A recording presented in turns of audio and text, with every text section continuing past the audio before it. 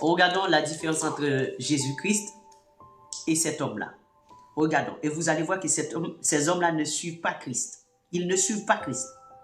Parce que s'ils suivaient Christ, ils auraient procédé comme Christ avait procédé. Lisons. Amen. Luc 21, le verset 1, 2, 3, 4. Jésus...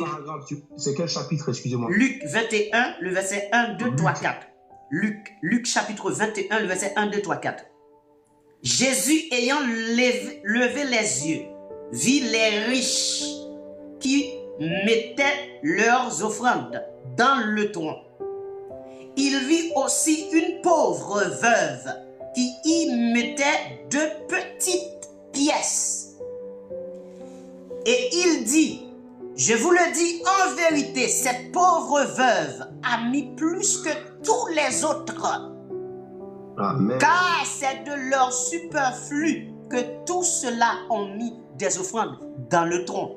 Mais elle a mis de son nécessaire tout ce qu'elle avait pour vivre. Amen. Quelle est la différence? Celui qui donne peu, c'est celui qui donne plus. Mais le score là, celui qui donne plus, c'est le plus important.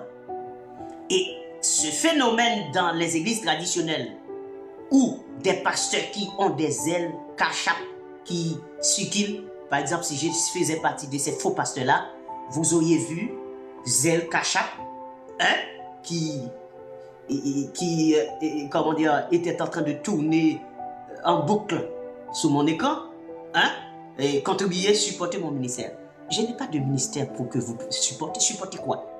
Depuis quand vous avez vu qu'un apôtre avait demandé à quelqu'un de supporter mon ministère? Mais je n'ai pas besoin que vous supportiez mon ministère.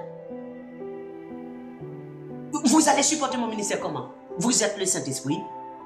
C'est le Saint-Esprit qui peut supporter mon ministère, gérer mon ministère, conduire mon ministère. Mais ce n'est pas vous. Non. Parce que ce n'est pas vous qui m'avez choisi. Comme dit le Seigneur Jésus-Christ dans Jean 15, 16. Donc il m'a choisi, c'est à lui de prendre soin de mon ministère. Je ne vais pas vous dire de me supporter, de supporter mon ministère, venez supporter, contribuer, Depuis quand vous demandez à des païens de contribuer? Quand je vais vous demander de contribuer, est-ce que je sais qui vous êtes sur l'internet là? Je ne vous connais pas. Alors, il y aura des prostituées, il y aura des dealers de drogue, il y aura des assassins, des criminels, des meurtriers qui vont contribuer pour l'église de Jésus-Christ. Vous avez vu ça dans quelle Bible? Le Seigneur a dit, n'apportez pas le salaire d'une prostituée dans ma maison, le salaire d'un astronome ou les gens qui consultent les morts, les défunts là. Vous n'apportez pas un salaire de drogue, un salaire de malfaits, de fraudes, de vols, des escroqueries, un salaire d'abus de confiance. Vous n'apportez pas ça dans la maison de Dieu.